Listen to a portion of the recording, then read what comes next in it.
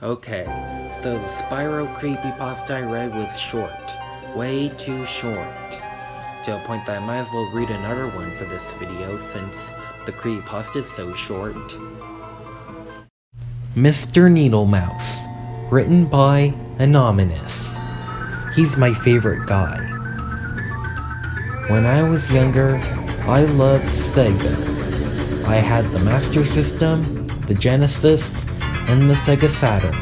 I held on to Sega until the Dreamcast, which came as a great disappointment.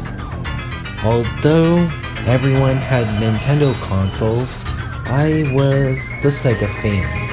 Why, you ask? Sonic the Hedgehog. I looked up to him. He was my hero when I was a child. He was just this cool and radical hedgehog which you'd want as a friend. However, this experience changed my mind on that.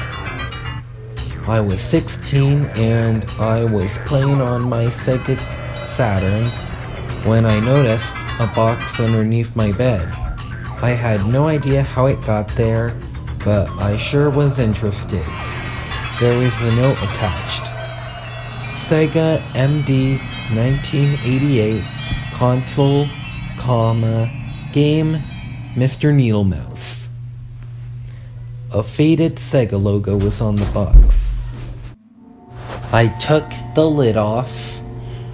Inside, I found a dusty motherboard of some sort. It was encased in a plastic box with a Sega logo on the side. A small cartridge slot was visible. It looked like a Sega Genesis, but without its plastic case.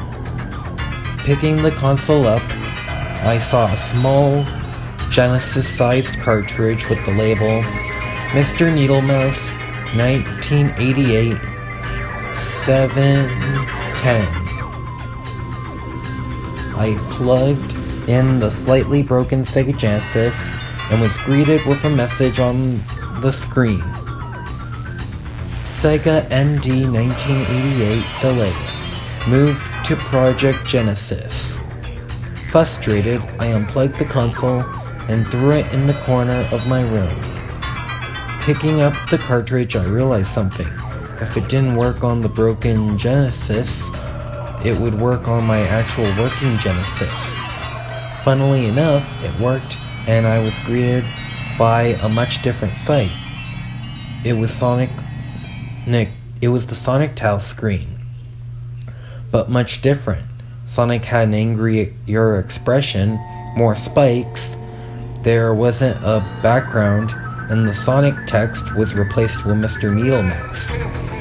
Some text underneath read, Mr. Needlemouse Alpha, for use with Sega Mega Drive 1998, Sega 1988. Early build to be renamed Sonic the Hedgehog.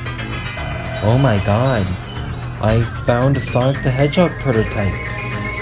I knew that the earliest prototype dated back to 1990, a year before the game's release, but this gem of a discovery must have been the earliest version of Sonic the Hedgehog. I realized the game wasn't playing any music, and when I pressed start, illegal instruction error appeared.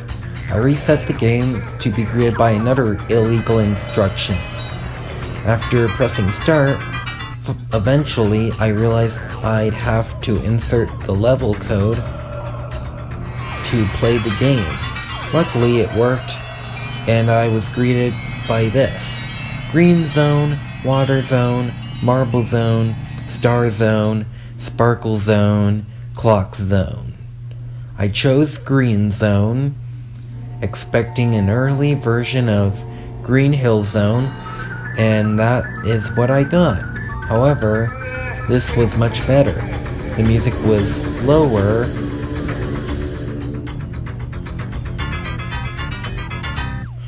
and sounded a lot like a guitar cover. Sonic, or Mr. Needlemouse, was looking at the landscape surrounding him. A large waterfall took up most of the background, which I could see transparent steam clouds rising from the bottom of the waterfall.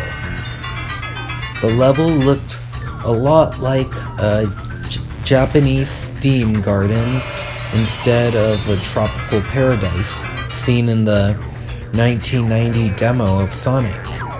Mr. Needlemouse looked at the screen impatiently and as soon began tapping his foot. I pressed right and Mr. Needlemouse began running in his super peel-out style from Sonic CD. It took 5 seconds for him to stop since he ran so fast. I wondered why this prototype was so much better than the final and why Sega didn't use this version of Green Hill Zone in the final game. There were a few enemies like the big-jawed enemy from the 1990 prototype and Splats the Rabbit. I eventually came to a big ring which I presumed was used at the end of the level. The moment I jumped into it, another illegal instruction appeared. I continued to press reset, but the game had frozen. After about 15 presses, I noticed the screen had changed drastically. Mr. Needlemouse was hovering in the air. Not really hovering, just standing on nothing. Tapping his foot, the graphics surrounding Mr. Needlemouse were all corrupted. I finally managed to reset the game, but something other than the tile screen came on. Mr. Needlemouse was stood in one of the underground sections of Marble Zone. The bricks were much blockier and looked like those in Labyrinth Zone. Also, I thought to myself, why did it skip Labyrinth Zone or Water Zone? It was next on the list of levels, wasn't it? There wasn't any music playing yet. I could hear the pixelated flickering of the torches in the moving lava. Sonic immediately began to run, gradually getting faster and faster. He eventually came to a bottomless pit, and then he did the one thing I couldn't imagine in a Sonic game. He jumped. He kept falling through the bottomless pit. Surely the game would realize he's falling too far out of the level. Then I heard that song, the anthem of nightmares of early 90s kids. The Labyrinth Zone drowning theme began to play. Once the song finished, Mr. Needlemouse plummeted into some spikes, but the exact split second before he was impaled, another illegal instruction error occurred. I reached over the turn on the game, but the screen changed. It was Mr. Needlemouse lying on the floor of Marble Zone, motionless. Some text above him read, "Don't let him fool you."